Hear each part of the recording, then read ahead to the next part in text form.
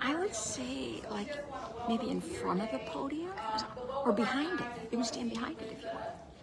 Because we're here for a night with neurodiversity folks, right? So we're here to kind of celebrate that. So thank you and welcome, and hopefully maybe it could be a actual thing. Might be. Maybe. All right. So if you have any questions, I'm here. Oh, don't forget. Also, last thing. I want to introduce our pet parent family rep, Dan Praya. Our director will be here, but Open Schools is having their like countywide special education pet parent meeting, so she's not here today, but we appreciate her. All right, thank you. So thank you for the collaboration with this. Welcome everyone to a night with neurodivergent folks. So this is a space for open conversation, learning, and celebration of neurodiversity. We're here to honor different perspectives, challenge stereotypes, and highlight the strengths that come from thinking differently. We want to thank you for joining us tonight for this first gathering. My name is Amy Taylor. I'm a volunteer for Fair Ferndale.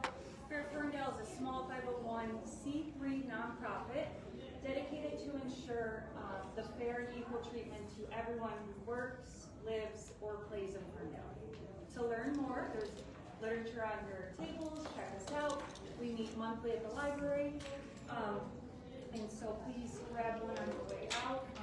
And also sign in as well so that you can receive any emails from us. As the event unfolds, please fill out any questions that you might have for the speakers or for our main presenter tonight. Anita and myself will walk around and we will grab those cards. So I would like to introduce to you our guest presenter, Jennifer Karpis. Jennifer Karpis is a licensed master social worker. Mrs. Karpis has 15 years of experience as a social worker in special education with over 7 years dedicated specifically to students with autism. So please welcome tonight, Ms. Jennifer Karpis. I don't think All right, thank you so much. Can you hear me? So let me just tell you, we're getting feedback from people out in the real world that they can't hear. So if you could all speak up a little bit so it'll pick up on here. Sure. All right, thank you. Thanks, Ann. All right, I will do my best to use my teacher voice.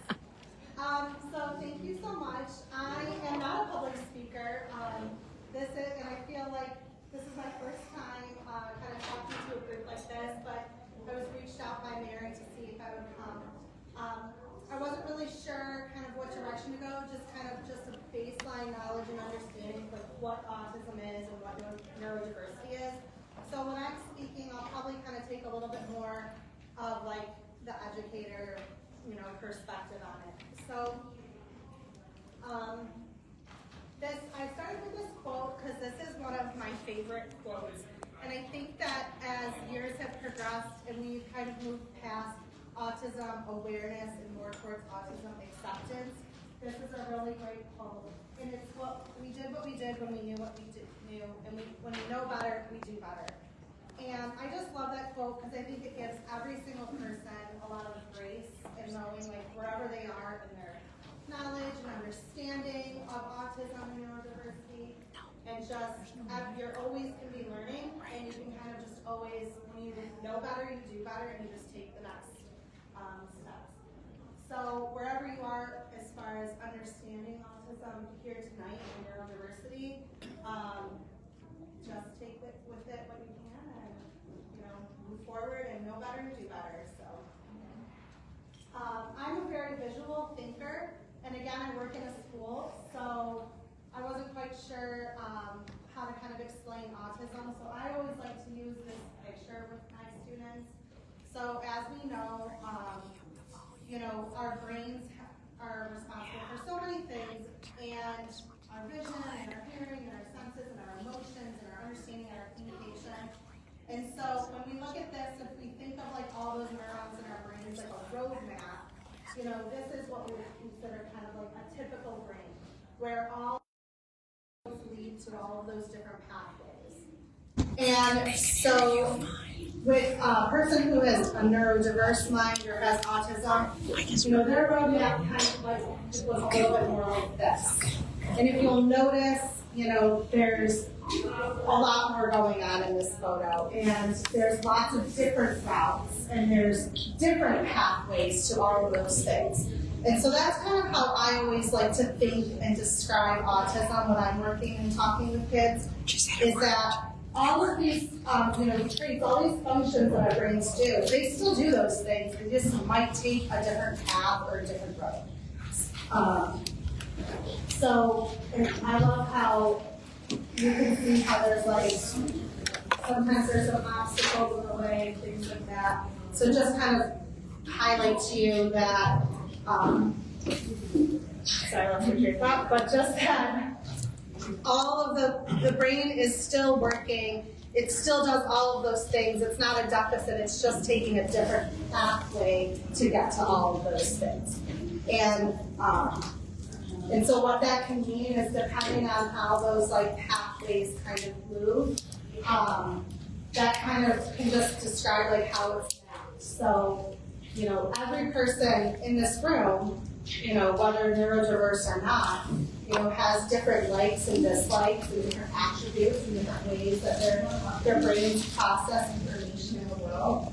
There are some autistic people who talk a lot, and there's some who are completely nonverbal and don't talk at all. There are people who have a lot of movement, and there's some who, are very still or calm. So, I just like this quote too. It says, just not every autistic person will relate to all of these things, and that there's a lot of different ways to be autistic. And that's perfectly okay. It's just, so I kind of already said this, but neurodivergence, it's a difference, it's not a deficit. There's nothing lacking or missing, it's just kind of a different way of thinking and processing information. And, previously the term like autism spectrum disorder was used much more, and now we're kind of moving more towards neurodiversity, because again, so many people have a different way that their brain is mapped and things like that. And it's not anything that's lacking, it's just their different way of processing it. So, share that. A little bit of science. I thought that this was pretty interesting. So, let me see if I can find my notes. I'm going to do my best to go off my memory, because I can't view my notes with this view of the screen. So I'm going to do my best to kind of use my memory. But this was Matt Lowry from the Learn, Play, Thrive Summit. He did some research, and as we know, I really want to get my notes, because I'm going to tell you guys a really cool word. Find it. I won't ruin my flow. Maybe I will ruin my flow. What's that true? You guys can see my notes. Do you mind? Okay. Just trying to keep it professional, but all right. But I was never going to remember this word. So they did some research on brains, a typical brain and then like autistic brain, and this is like what a neuron looks like. And so they were learning that there's a lot of like hyper-connectedness, and what happens, if you see my notes here, is that autistic people seem to be immune to this type of protein. There's how you say it right there. And that causes a neurotypical person's brain to like prune, like thinking like a garden, like pruning these extra receptors that grow. And those are all those sensory signals. So on my left side here, since they're basically immune to this protein, their brains don't prune these extra receptors. So you can see that they have like a lot more receptors that are there. So neurons from autistic children have all of those synapses and dendrites and those receptors. They don't like die off or prune away. So they actually have like a bigger brain density and size is straighter for children with autism. In a neurotypical brain, that autophage, forgive me for the pronunciation, but like neurons kind of die off over time, which is like totally normal. And then new ones come and grow. But in an autistic brain, they kind of stay there. So it's pretty actually interesting. And it was something I learned recently when I was at a training at Oakland Schools not too long ago. So I reached out to them and I asked them to share the information so I could share it here tonight. So I think I kind of said all that. This is just again another picture of brain from that Matt Lowry research, showing all of those synapses and all those things that kind of don't break off or die off with that protein. And so the autistic brain is just lit up a lot more, showing all of that hyperactivity. So, to that point, autistic people process 42% more information on average just from AI at rest. So there's a lot, again, that neuroconnectivity, all of that extra, and the last slide over here is they're processing a lot more information. That could be a good thing, that could also be an overwhelming thing. I know a lot of times we're talking about the sensory stimuli of the environment and things like that can be stressors. Back on those few slides ago, it depends on every person, they're all different and unique. So, these are two websites that I got some information from that you can check out. Autistic Self-Advocacy Network and Reframing Autism. And there's a couple Instagram people you can follow if you want to. One of them, Neuroplastic, that's very on this visual. You can follow it on my Instagram. And that's it, Neuroplastic. So, yeah, that's pretty much everything. We have a Q&A later. All right. Well, thank you so much, and I appreciate it. Can we sit in this chair and sing?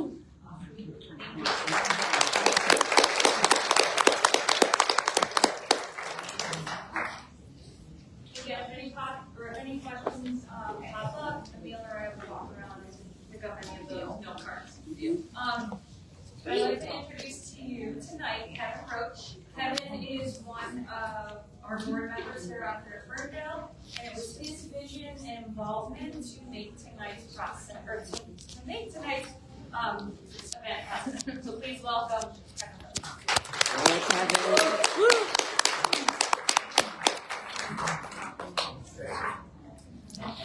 Okay, so thank you, Amy, and as you said, hi, I'm Kevin Roach. I'm the guy whose idea this whole event was. Actually is happening. So yeah, started the whole this idea for this event. And I'm, of course, part of the board for Fair Ferndale, for reasons it's Fair Ferndale. And if I may have a better job for you than just wandering across the there, okay?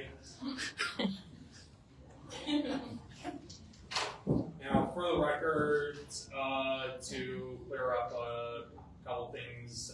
One, we tried to stream on YouTube, but YouTube decided to be difficult. And to a bit more relevant to it, for tonight, you're going to hear some perspectives from myself, Noah, and Sasha. Not in that order, but you're going to hear our lived experiences. And these experiences are going to be a mix of some of the good things, some of the bad things, but really, I'm hoping that we're just being honest here, because I don't want the takeaway from this to be, oh, how moving this story is. I want the takeaway to be, this is life. So, yeah, don't expect to be moved and leaving as if you're feeling really great about it.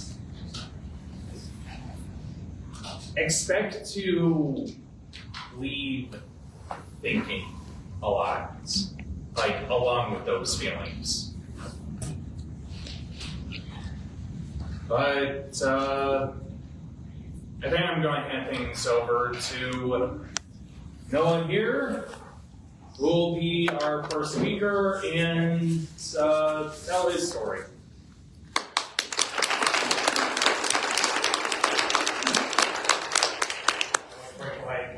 I hope everybody can hear me, and more importantly, see me okay over the podium. I'm Noah, I'm 20 years old, and I'm so excited to be here to share my story. I want to talk about my educational journey as somebody who has diagnosed autism spectrum disorder, some of the challenges that I had, but also the ways that I considered my diagnosis to have been a lesson in the long run. I was only diagnosed with autism as an adult at 19. When I was younger, I was diagnosed with AD, which is not a diagnosis that's given anymore. And I think part of it was that the evaluations I went through, I didn't present very typical or clear traits of being an autistic child.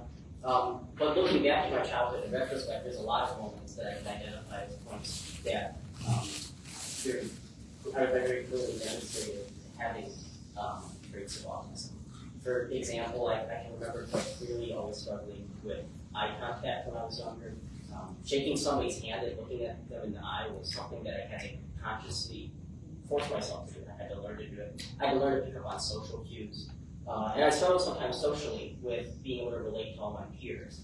I didn't know exactly what it was that separated me from my typical peers, but there was something invisible there that made socializing hard in some ways. Maybe I didn't understand the comedy, maybe I didn't pick up their social cues. And that was one of the big struggles of being young and having autism, was feeling different than the people around me. When it came to being a student, I consider myself to have been a smart kid. I was a very creative person, but I struggled when it came to my academics because I was in a setting where I was expected to sit all day and to be attentive and to be surrounded by lots of other kids with lots of energy, and it was an overwhelming environment to be an autistic child in a school designed for neurotypical children. And so my early years of education were really quite stressful in a way that I don't think they were for a lot of my friends that I was growing up around. School was a source of immense distress and anxiety for me. It was hard to go in every day and to have to understand in myself that there was a part that I had to act that wasn't really coming naturally to me when it came to learning. It was always a place that caused me a lot of anxiety. And so my elementary years, there were moments when I did enjoy, school and learning. I was not doing well as a student, and a lot of my teachers saw that as maybe a reflection of me not being a mature student. So I was recommended to do over a grade when I was about 6. And what they didn't really recognize in me is that the traits that they saw as maybe being immaturity or rowdiness or disruptive behavior, now in retrospect, I realized were just kind of traits of autism. This kind of came to a boiling point when I was around 11 years old, and school had become more vigorous and had increasingly become a place of stress for me. And it reached a point where I was not able to go to school. I would have meltdowns. I started having school refusal. And as you can imagine, for my parents, that was something that was really earth-shattering to have your kid go from a school community that they had been in since preschool to now having to figure out what do I do to help my child with learning differences succeed. Now the responsibility was much more on my parents than it was on my teachers. And my parents, who are have always been so wonderful and supportive, jumped into action. My mom overnight became not just my mother, but my teacher. And I became homeschooled throughout middle school. My mother bought curriculum for me. I did online courses. It was a complete change in all of our lives that none of us ever imagined. It was a difficult time for me because I was suddenly isolated from all of my peers, my friends that I know. But it gave me room to start learning in a more comfortable environment, being at home, being in a quiet place, and now having more room to explore my own interests helped me to grow into a more confident student. For the first time in my life, I realized that I actually really didn't like learning. Having this reading room and changed environment was actually really helpful for me in developing my self-confidence, in slowly learning to be okay with my own differences, and the things that I thought were wrong about me that made me different from other children. But I became more confident having that support from my parents and the environment. And when I was 14, entering my freshman year of high school, I took the college entry exam at Oakland Community College, and I entered high school as a part-time college student. And that's something that I don't think I ever would have done if I was still in the normal school, or if I had been a neurotypical child.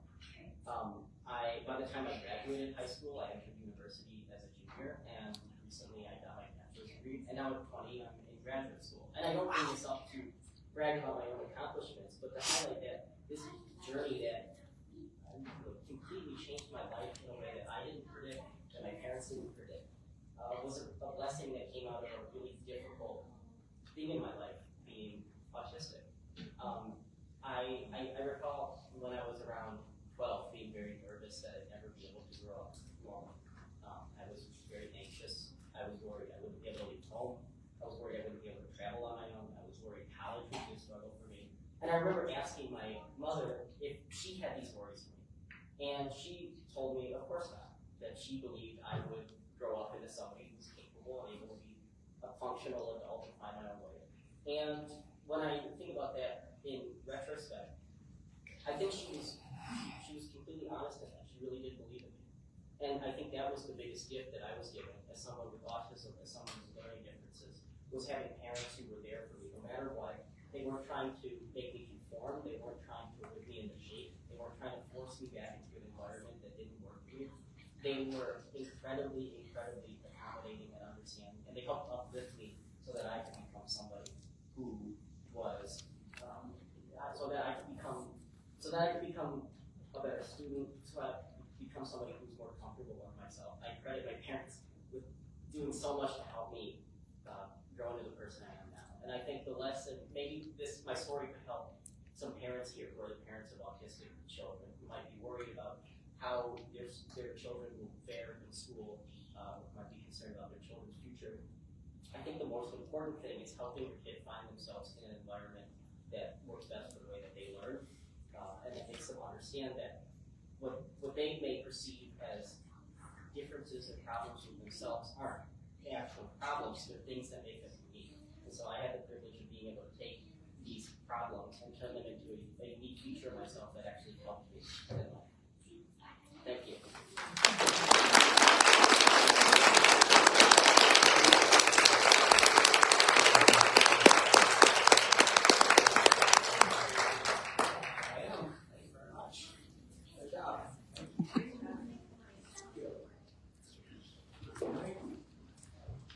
Hi everyone.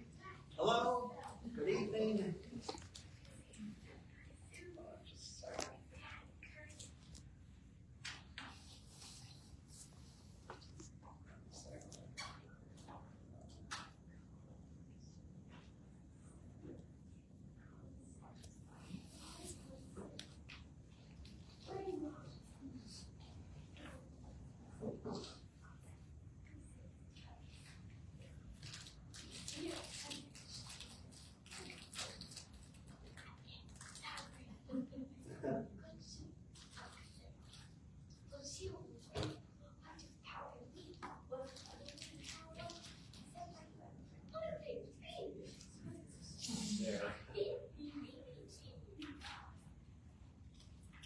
Hi, good evening. I'm Sasha, I'm 31 years old and I have autism. I grew up here in Ferndale So I'm happy to be back here tonight and share my story. When I was growing up, the doctors told us that I would never read, write, or talk, but I proved the doctors wrong.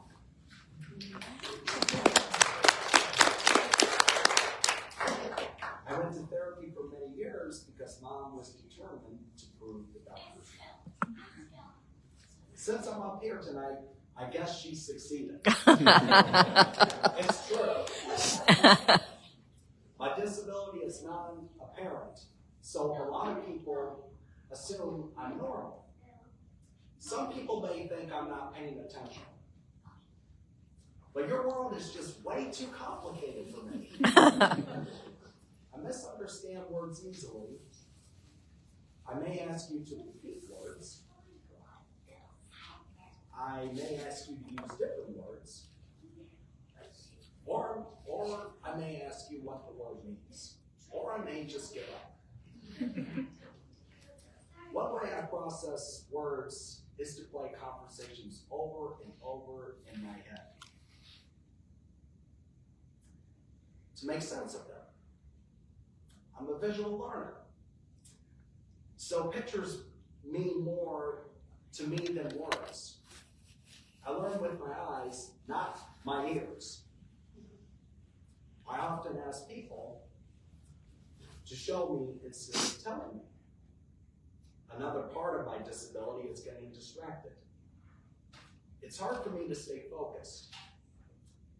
You can filter out distractions, but I can't. I don't have filters like you do. Also, I don't have sensors in my body like most people. That's why I love swimming. The only time I know where my body is in space is when I'm in water. Water is very calming to me. I love jacuzzis and bathtubs and swimming pools. When I get anxious, I take deep breaths or go for a walk or call a friend. I also calm myself with fluid motions, like vacuuming and mopping. These help me reduce my anxiety. Swinging a golf club helps too, but I'm not very good at it. I'm great at ironing. How do you like my iron shirt? I love strong smells. I love the smell of herbs and garden soil. So gardening makes me happy. I love the smell of garlic and onions. So cooking makes me happy. But my favorite smell is jet fuel. So airports are my happy place. I've been to 37 airports. My goal is to visit 50 by the time I'm 50. I'm on track to hit that goal. In the old days, boarding passes were printed on paper. Do you remember this? I used to collect them and had over 1,000 from cities all over the world. I'm sad now that we get them on our phones. Darn. I have an excellent memory. I can remember every airport code, seat number, and aircraft of any flight I've ever taken. Wow. For example, in March 2002, I flew from DTW to ORD on the MD-80, seat 1A. We changed planes for PSP on a Boeing 737-800, and I sat in seat 2A. My wish list includes going to CEA, CDG, CTL, and PDX. Next month, I'll fly to SFL on a 737-900 and seat 11A. I love to fly on my favorite plane is a Boeing 757. I'd love to fly on an Airbus A350 or a Boeing 787, the Dreamliner. I take everything literally, so idioms are my enemy. If you say you're dying to see me, I think you're dying.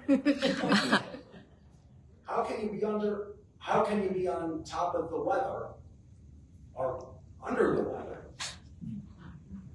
Can you also be on top of the weather or just on top of the world?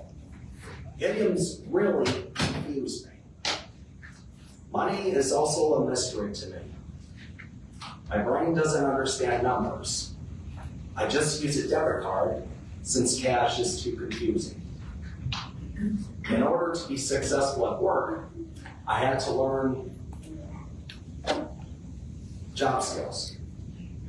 When I was 16, I was a bagger at a grocery store. My second job was at a shopping mall, motorcycle jumps. Then I was a housekeeper at a Ritz-Carlton hotel, and the food was amazing. Now I work at a food court at Somerset Collection. The mall owners want their guests to enjoy a lovely environment, so my job is to keep the place clean. I keep busy because some guests are very messy. I hope you come by and see me sometime. When I was ready to live independently, we found a program called On My Own of Michigan. It serves people with mild developmental disabilities. My goals were to have my own place and a girlfriend. I accomplished both, but now the girlfriend and I are just friends. The breakup was hard, and I needed support. Some of you may have experienced this. Luckily, I get a lot of support from a big team of people. Every week, I meet with my independent living coach, my support coordinator, and my therapist. They help me manage my job, my home, and my relationships. Life would be extremely difficult without them. I don't drive, so I walk to work and to my program. On My Own offers great classes and field trips. I use an electric scooter and Uber to get around town. I enjoy dining out, going to church, and taking hikes. Mom lives nearby, and I visit her every week, her on weekends. I clean her place, and she makes me dinner. It's a good trade since she's a great cook and I'm a great housekeeper. Plus, Mom's refrigerator is fuller than mine. I'd like to recognize a few friends who are here tonight. Dan and Casey, Ruthie and Marty, Lori and Eric. Thank you for always being there for me. You made my life so much better for many years. I also want to acknowledge another special person, Marjorie Bresson.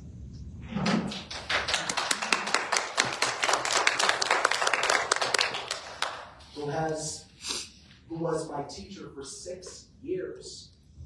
It's hard to believe it. Mom and I credit her with much of my success in life. We are both very grateful for all that you taught us. Sometimes I feel like I don't fit in. I'm proud of my progress, but being different is difficult. While I am different, my dreams are probably the same as yours. My dream of a good career, a romantic partner, and a support system of people who care about me. I'm happy with the dreams I've already achieved. I'm working hard to make more dreams come true. I wish I didn't have autism. I wish money made sense to me. I wish I could drive. I wish I could be a pilot and fly every day, or be a CEO, or have my own private jet. In my next lifetime, I am going to do all these things, and that will be fantastic. Thank you for joining us this evening, and I was glad to share my story, and hope you enjoyed it. Thank you, and good night.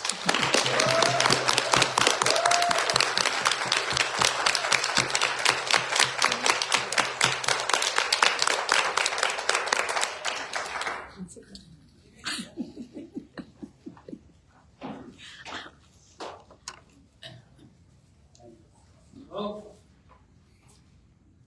I'm here to close out the story time section, and wow, we're actually making really good time. Yeah, we're good.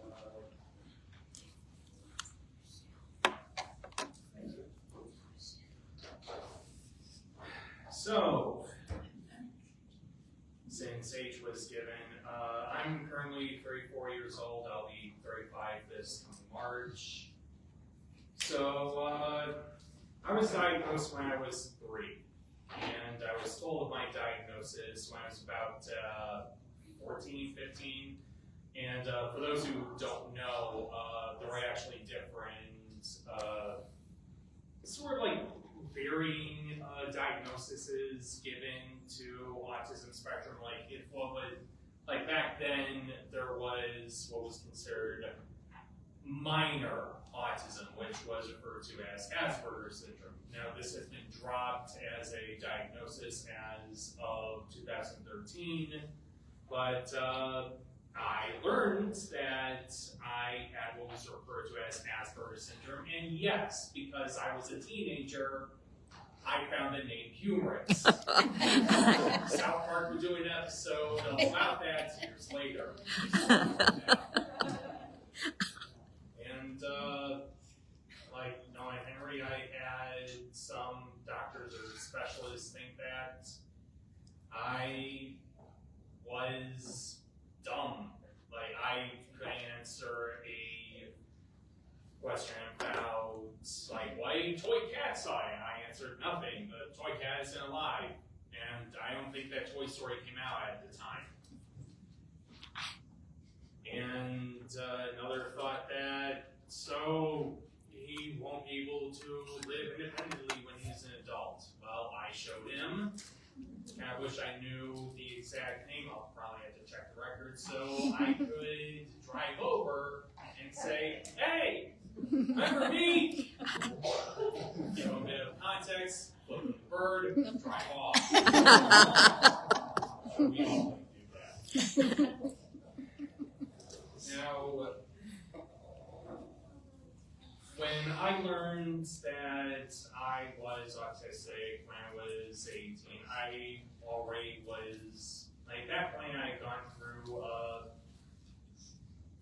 few accommodations. I was seeing a therapist a whole lot. I went through speech therapy in elementary school, and I also basically was part of a small group of students that basically had a smaller independent study hour, basically a sort of quiet classroom area where I could either just do some extra schoolwork or I could just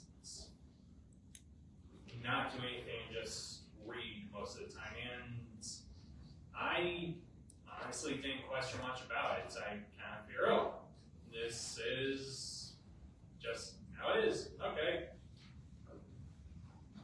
Then I graduated high school. And that's when I didn't exactly articulate it at the time, but that's when I pretty much realized, oh, I was taking everything that happened up until high school for granted.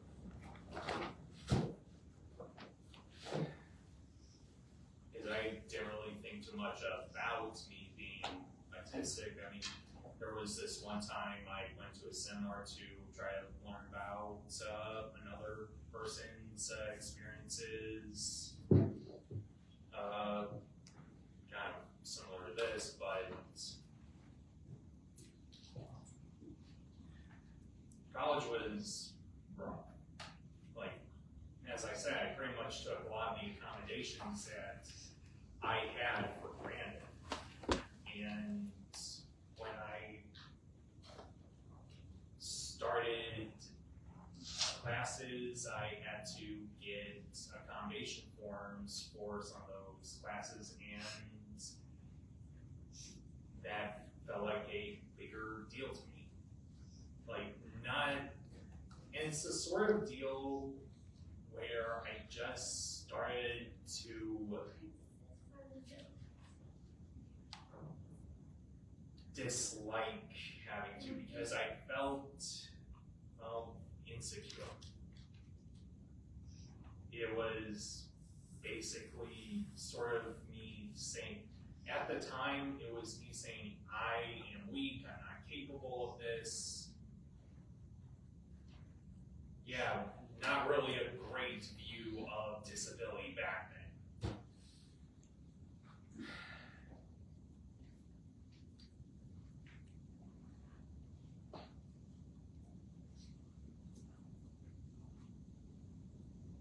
Actually didn't know if I was actually going to make it. I'm actually amazed that I made it through with a Bachelor of Fine Arts. And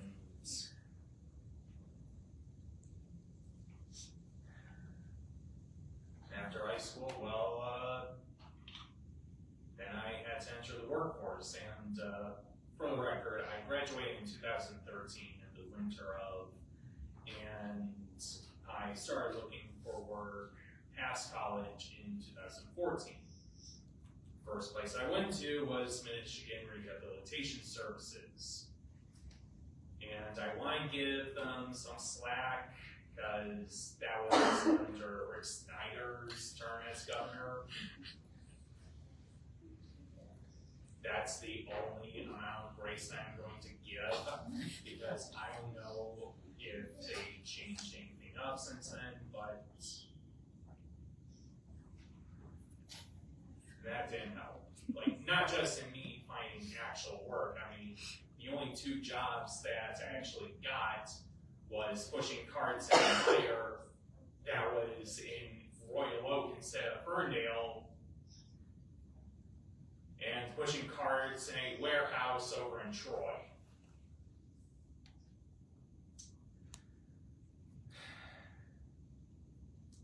And just, in that experience,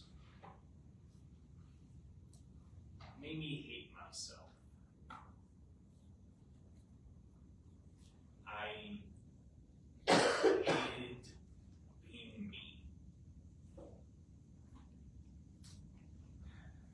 Of course, what also didn't help was that and during college, when, of course, when you're trying to figure yourself out, is like high school and college is when you are trying to figure yourself out. I tried to make some newer friends that I thought, hey, they're pretty neat, and hey, they also hang out with other autistic guys like me as a girl.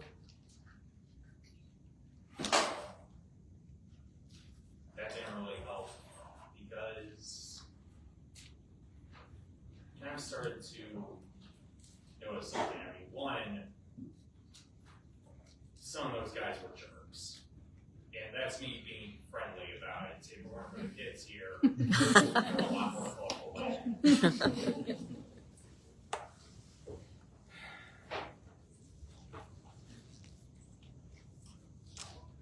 I hear what you're whispering over there in the hat, and you know what? You're dead right.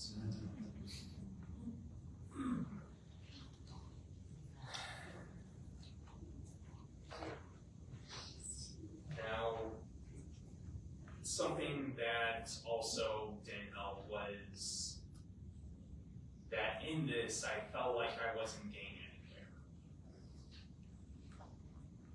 I felt that there was a sort of favoritism towards autistic people, like certain autistic people.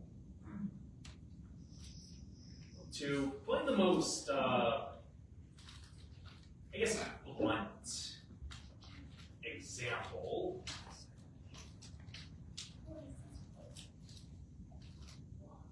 if you are pretty much the sort of Hollywood sort of autistic, like you're really, really good at like math, you can count cards pretty much instantly to the point where folks will think you're cheating. Or, I don't know, maybe you have some very smart sounding insights that pretty much just confirms to a prior worldview when you actually think about it.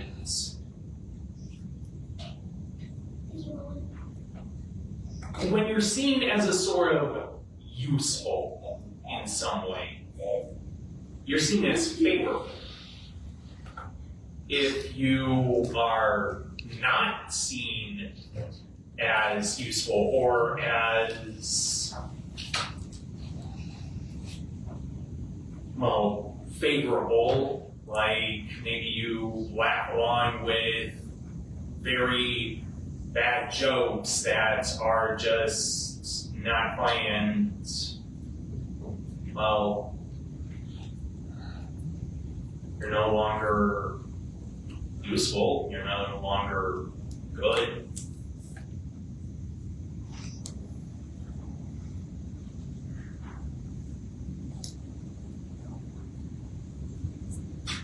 Just knowing that, heck, going back to the job search, whenever I went to their office, they had these like posters that had their mission statement of different people with different disabilities.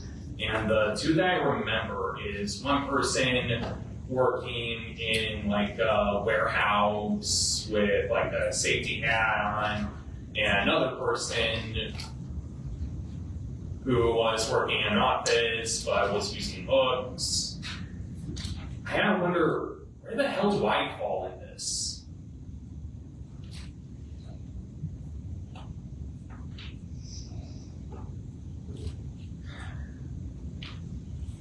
And that made it difficult.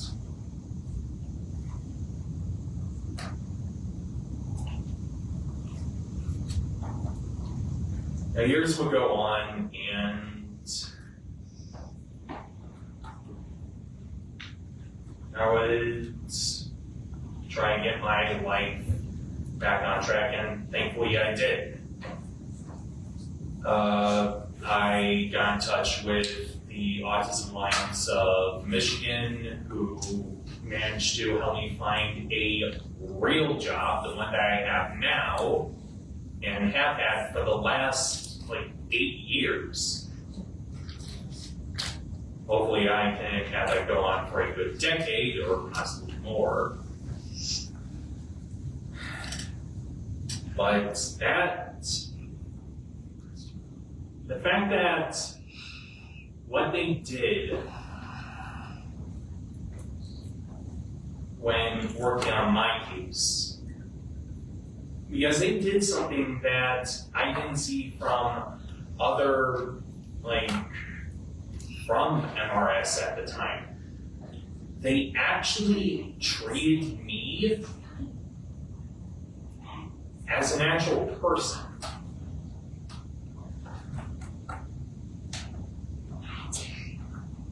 And much later on, I started to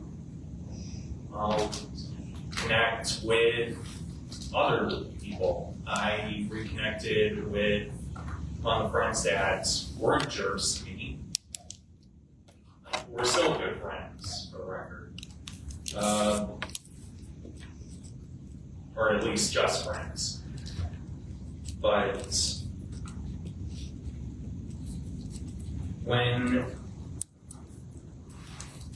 I also started to learn more about different autistic communities. And one of those was the move from autism awareness to acceptance. And that started to resonate with me. And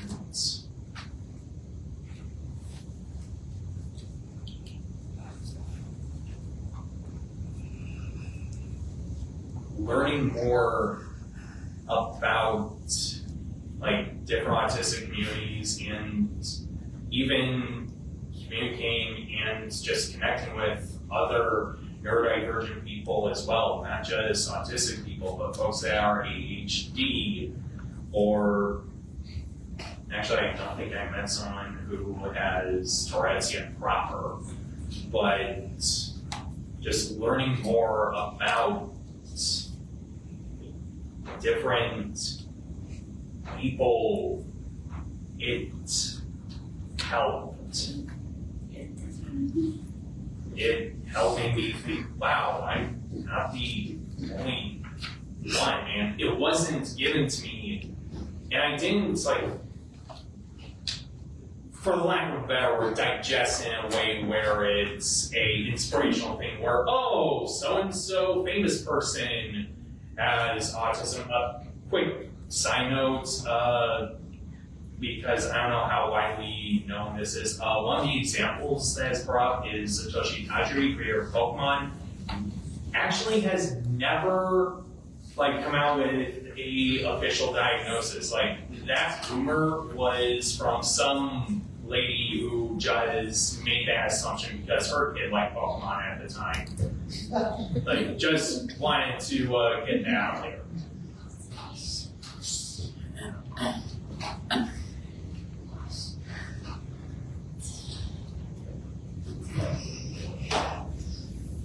And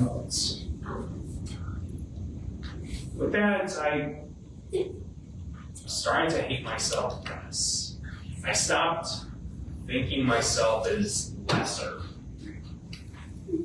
because some jerks weren't seeing me as if I was one of the good autistic people, the favorable autistic people.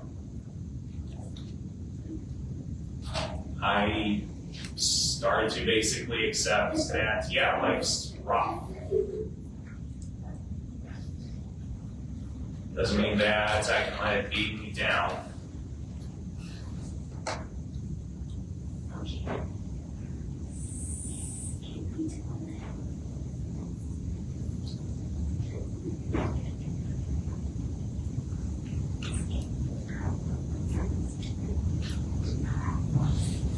Honestly, I'm not sure if there's a single point to this.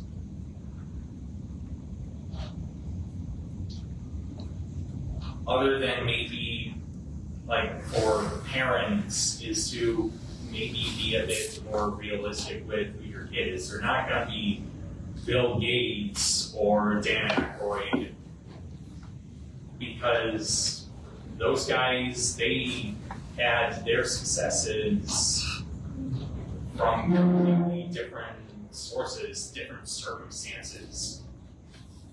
Actually, probably best that your kids don't end up as the billionaires we have now.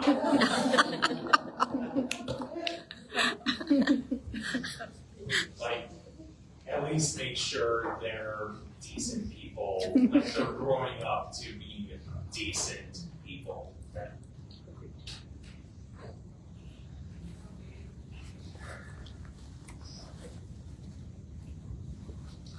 And actually accept them as people. Like, as they grow up, they're going to be their own person. Like, kids, like, you're going to be your own person. All right? And that's fine. You're you. And yeah, it's going to be rough for, and maybe that message won't hit right now, but it's going to hit at some point. And I honestly hope the road to it isn't as rough as mine, or even others.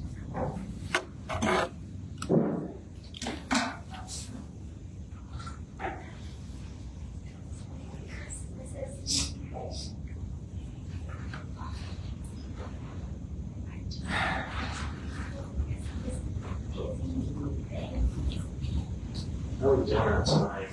Sorry for a lot of the pauses this time. About 14 minutes. Okay. Or we can end now. No, I think I'll start wrapping by basically saying that, like, with tonight, you heard our experiences, just living through life, and how we've gone through education, how we have dealt with our own disability, or even with me on having to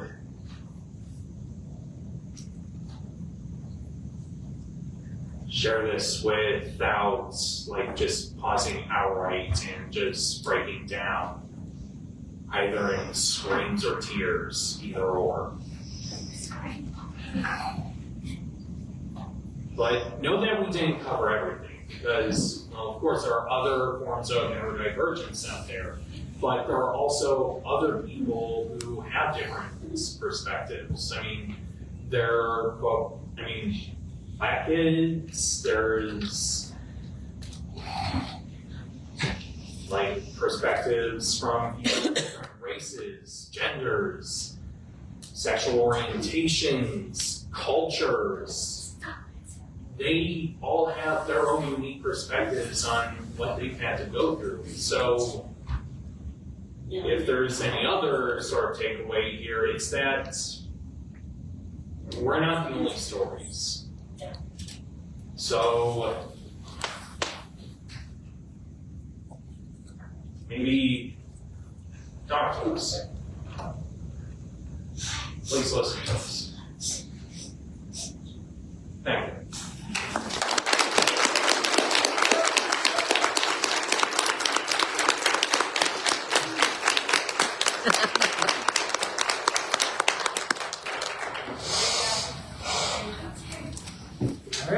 All right. We have some questions. Thank you. Yep. All right, Kevin, this is one Neil. All right, Kevin, this is for you. What resources did you need in college that were missing? I'll just start with what was there already, and so they did have basically an office for students that had disabilities, and basically how it worked was around the start of the semester, I would go to that office, ask for the forms for the classes I thought I would need accommodations for, usually like for note-taking or taking my exams in a separate room from the rest of the class. And I'm not sure if there was anything missing, because what the problem was really just me and my own perception of disability at the time and of myself. So, like, I'm willing to point out where there are actual faults with systems, but I also have to be aware that, hey, maybe some of this stuff is on me, like, have some self-awareness on it. But I would say that at the time, the sources I had were adequate, though I do think probably having a sort of like a transition or resource to help maintain like self-perception would have helped in that regard. But in the state of Michigan, you still receive those services and support up to age 26, right? Yeah, basically. You're very Though fortunate to have that. Yeah, like but like the most help that I had outside of college, like especially when I graduated and was looking for work, was the Autism Alliance of Michigan. Speaking of, I'm just going to do a drop here. They had their funding cut by the GOP. I'm not mincing words here, okay? So when you get the chance, please send a donation their way, because they do need the funding. Like, their Navigator program was much more helpful. So, yeah. And although we are very appreciative of Jennifer joining us tonight, Michigan Alliance was supposed to be here pulled weeks, I think 2 weeks out, 3 weeks maybe ago, and like Kevin said, fundings were cut, so they couldn't do their time. And we have another. Oh, hey, And one more. Noah, this is for you. Noah, what advice do you have for adults that are supporting youth from high school to being an adult? That's a tricky question to answer because I think my biggest support when I was going from finishing high school to now figuring out how to be an adult, my biggest one was my parents, who were accommodating and willing to do whatever they could to help me. I think I would say that the best thing that you could do if you're trying to support somebody who is who's autistic and going through that transition period of now becoming an adult, trying to find themselves in their place in the world, is help them to figure out how their diagnosis is something that gives them a unique insight or skill that can help them as an adult.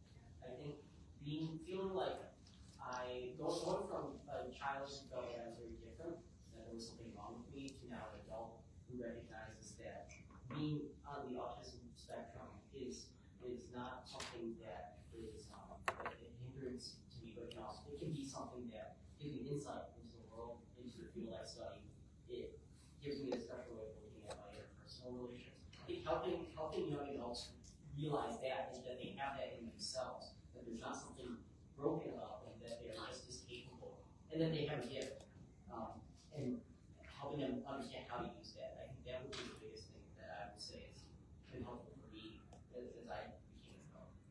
Yes. Awesome, thank you. Okay. I'll go to the session. Yes, absolutely. Can I read it? Yes, of course. All right, so this is for Sasha. What are a few specific social challenges that you're personally faced with being on the spectrum? Well, great question. This goes for everyone to listen to me at this table.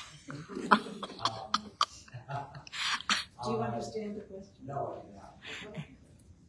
So- What are some things, social challenges that you, being on the spectrum, what are some things that you face when you're on society? Do people say things to you? Do they respond differently to you? Treat you differently?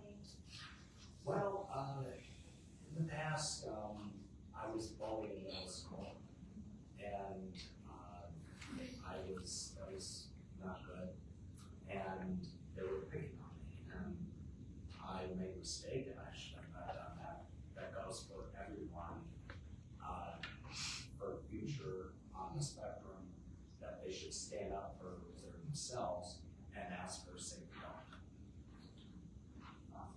Thank you. Thank you for sharing your story. What is one thing you still strive or hope to accomplish, and do you live independently? I said much earlier that yes, I live independently. I even said that I would totally find that doctor and flip the bird. For something that I'm striving to now is honestly mostly just trying to live and survive in this world. Like, there's that, but I would like to actually do more stuff creatively, like actually put my EFA to use in some way. But I kind of feel like that maybe the best way is just toward like personal projects like writing or drawing, or otherwise just trying to enjoy life, because it's rough. So To piggyback off that, can you tell us what jobs you currently have? Basically, what sort of job I have is peripheral hardware support. I'm not saying where I work, mostly out of privacy live right now, but it's going to go up onto YouTube later. So. Thank you. No. With your later diagnosis, any words of wisdom or support with someone who was diagnosed with autism in their 30s who is struggling to find their path? That's a hard question to answer. I think a big part of, I'm sorry. I think I'll attempt to answer this. Part of the reason why I was interested in getting my diagnosis as an adult is because I thought it would help me explain a lot of things in my childhood and university. I was at 19. I was too old to really have it for school accommodations or something like that. But I wanted it because it felt like it was a piece of me that was missing. And when I got the diagnosis, it was, I think it was, I took it as a moment of clarity.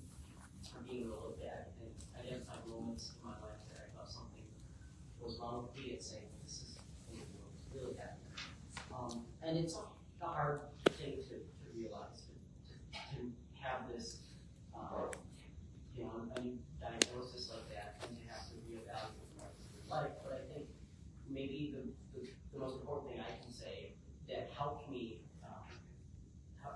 like digest it and help me accept it was realizing that I was not ever a broken person. And in the moments when I was young and I thought that something was really wrong with me, that there was some hidden reason I wasn't able to relate to other kids. It wasn't that something was wrong with me, it was that my brain worked differently. And now I have that clarity and that hindsight. And it helps me move forward in the future as somebody who knows myself better and who doesn't feel broken. OU Cares is also a great resource to have through Open University as well as Mission Alliance. To piggyback off you as a special ed teacher, what are schools getting right? What are they doing well? And what are they getting wrong? We heard some go wrong, but what are they getting right? That goes for anyone on the panel. Anyone. In my experience in college, my professors, I've had so many wonderful professors who are so willing to work with their students who have learning differences. I think maybe I've gotten very lucky to have professors who were just understanding people. But I think there's a lot more, since there's so much more awareness about autism, and there's a lot more people with autism who are our classmates and our coworkers, are the integrated part of regular society. I think there's, on the part of academics, a lot more effort to understand how to help these students. So I've been very lucky to have good professors who are okay with working with me when I need it and understanding it in that respect.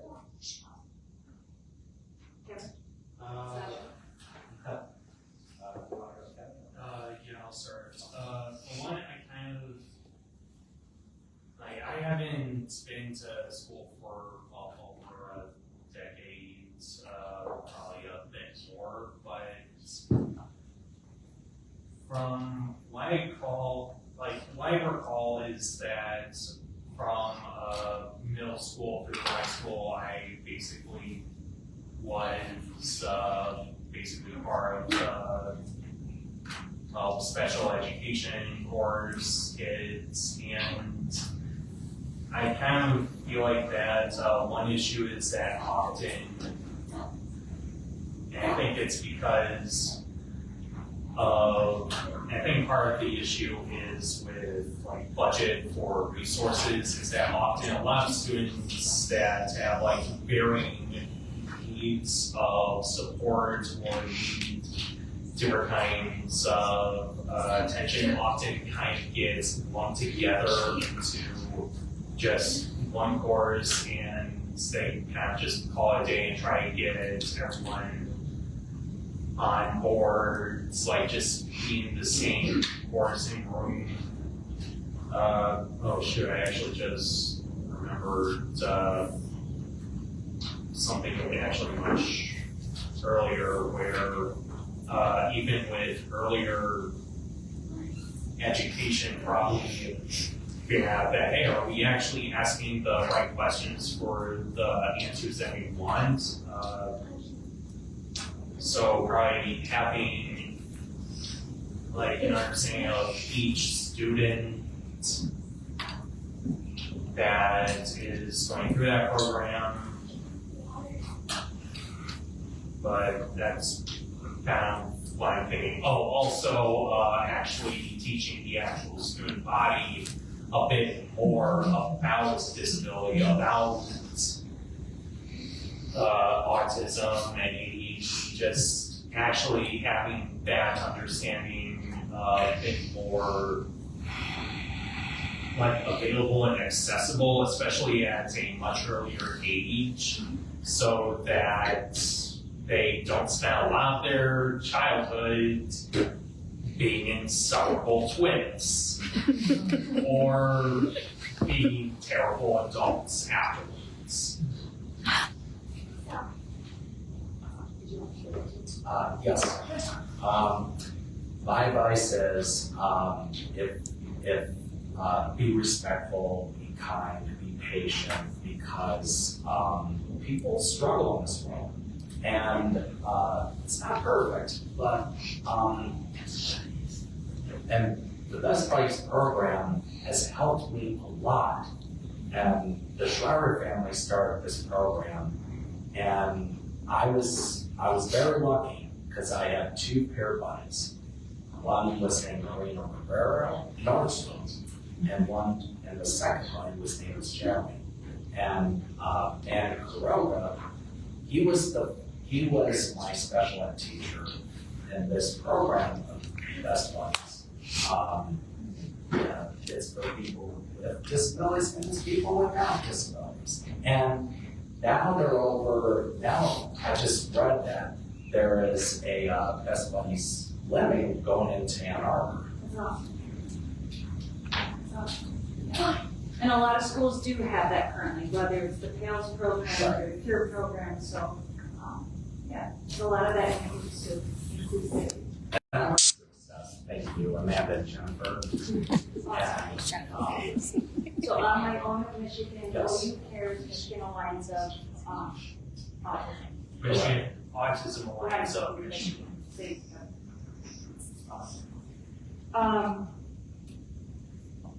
This goes to any of you. What do you wish more people understood about autism? It's not a bad thing. Like, it's because, like, what, did any questions like about vaccines or chemical stuff come up? Because, like, I kind of feel like you have to address that sort of thing. Okay, so, Scientific talk was about the protein. Okay, good. Yep. All right, so one, like every conspiracy theory, not how autism works. Two, autism isn't a bad thing. It's just that everyone else makes it harder for us.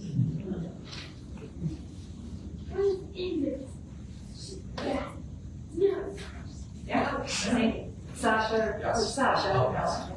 Would you like to take that as well? You want to share? I think we're just normal people. Our brains just operate differently, but we have the same, we have the same aspirations, and we have the same dreams and goals and desires, and as neurotypical people, we just, parts of our brains just take it. So I feel like as kind of what I want as somebody who has autism is just to be treated as a normal person, like anyone else, like anyone who's right.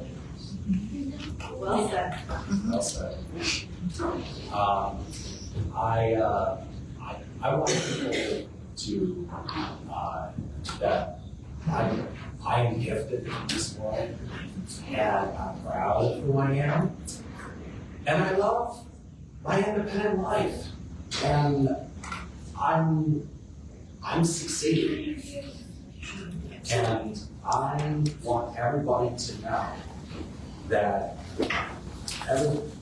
love me who I am. I am my own person. I love that the dreams I've achieved, and there's more dreams to come true.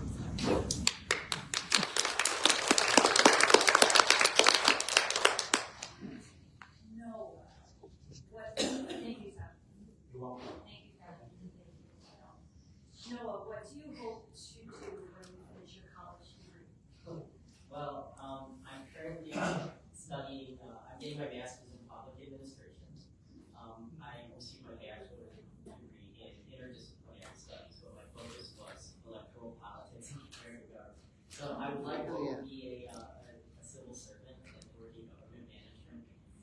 I could someday see myself as a lot of legal advising, house advising, political administrations, or maybe more than the state level.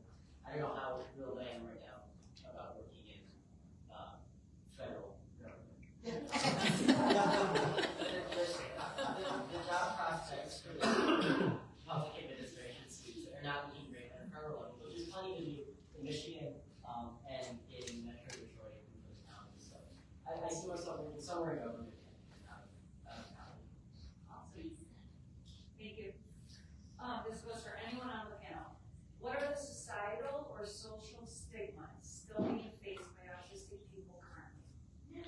So societal or social stigmas that are still being faced. I have to say the whole vaccine thing. And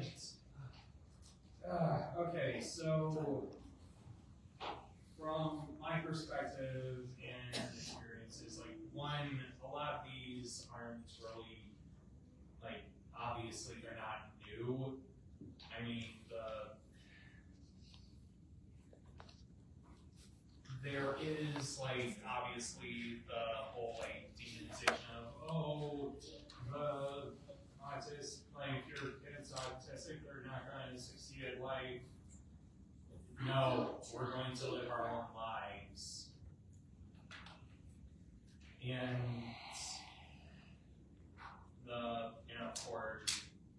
by the way, fun fact, the reason that Wakefield started the whole anti-vax movement was apparently he had his own vaccine that he wanted patent. So,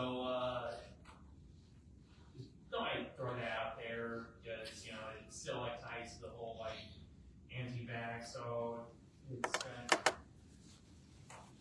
but I'm gonna move on to different, which is basically that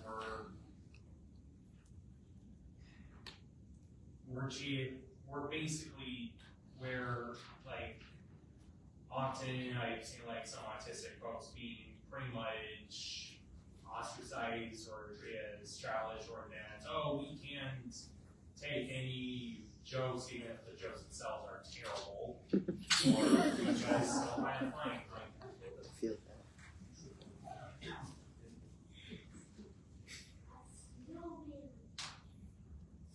Or even just assuming that all autistics are the same, or that you're going to have some miracle child or some tragedy story that you're going to see on Hallmark. Like, I'm sorry, I'm starting to get angry about this. All right, Kevin, let's switch to, could Sasha or Noah take that? Sorry, What about, I think this is our last round. What resources, this goes for anyone, what resources or supports are you aware of for folks of color and neurodivergent? Oh dear, yeah. Obviously we are, no, I'm not going to use sarcasm. I'm going to say that we may not have the, like, openness of, like, resources or even actual resources. I mean, come on, you're looking at 3 white guys, all right? But so really the best I can do is just resources that are much more general as opposed to something that's really specific. So, and for the record, I can't really be best I can do is say that best resources will probably be SUN, the Autistic Self-Advocacy Network for a much larger area for Michigan, precisely, I think, Autism Alliance of Michigan, and there was one group, but because I haven't interacted with them much,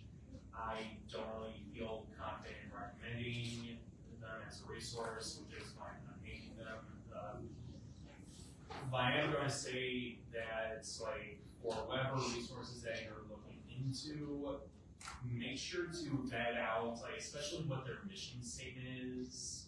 Because if it's something where it treats autism as if it's a disease or illness, basically regurgitating the autism speaks crap, you may want to steer clear. Okay, so making sure that we just look at those resources that we named earlier and then just look at their mission statement. Yeah, like if you find something outside that, and in fact, share that. It's like, share that with other people. Oh, share it with us so that the next time any of us goes on to public speaking, we actually have an answer for that. But I add one thing. Yeah, this is just a set of people of color. In university, there's a lot of support groups, different support groups for people with autism. There are groups for students of color. I think if you're a university student, there's actually probably, at a big university, there's probably some resources out there. I don't know, I can't name specifics for every campus. But I think if you're a student, there's probably something out there at your college campus that could help you. I've certainly met a lot of people from different groups on campus that focus on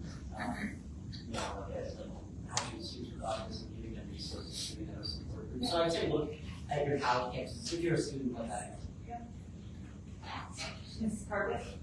Well, I mentioned it earlier about neuroplastic on Instagram. That's a 501c3 and it's an autistic-led organization. So they have a lot of stuff. They have links to other Zoom meetings and they have all sorts of different questions.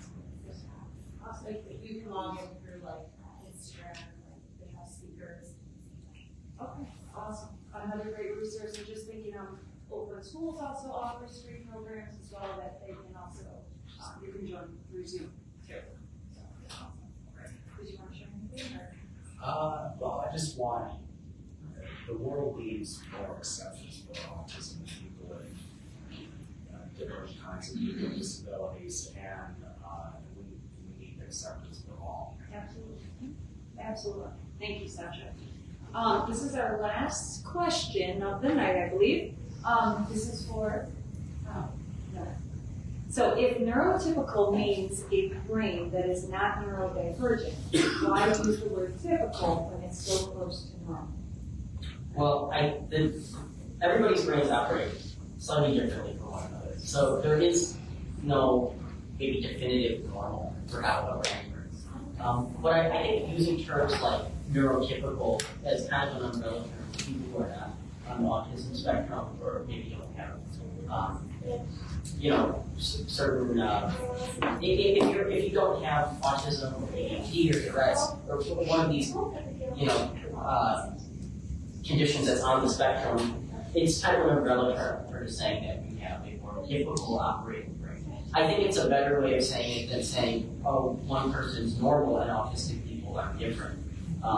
When we say neurodivergent, it's referencing that our brains work in slightly different ways from what is the perceived normal. But I found the two terms to be a bit more of a slightly more professional and kinder way of describing differences between somebody who has autism and somebody who doesn't. Kind of want to add to that, and it sort of like goes back to a bit of like peeve. And something that I've heard said to me once, and apparently is something that's a bit more common, is that someone who is probably more neurotypical would say, not as a insult, but trying to mean well and trying to have understandings, like saying, oh, I think I'm a little bit on the autism spectrum as well. I'm just going to make this clear. That's not how it works. Right? You either are or you aren't. Okay? Yes, our brains are wired differently. In fact, that's just how people are in general in the first place. But you can't be a little bit on the spectrum. You want to know what being a little bit on the spectrum called? That means that you are autistic. If you aren't, you aren't.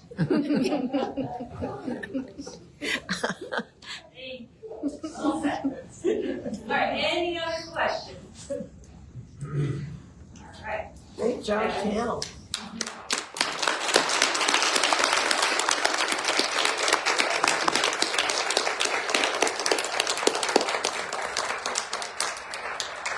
Actually finished like with a whole half-hour class.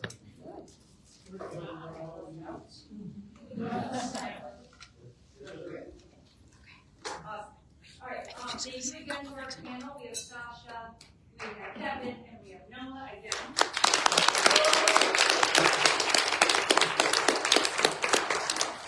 And this being our first night, or I'm sorry, our first event, more to come. Please join us with our Fair Ferndale QR code right there. Please join us again. We meet monthly. And we would like to again thank our co-sponsors.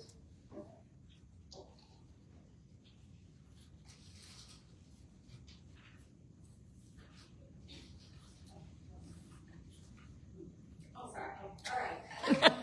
The mayor was here, Mayor Ferndale was here. She had to leave early, so she just really wanted to say, and as well as the chief of the fire chief was here as well. So they had another engagement, so they just really wanted you to let you guys know that this was wonderful. They were sorry that they had to leave, but they really felt like this was wonderful.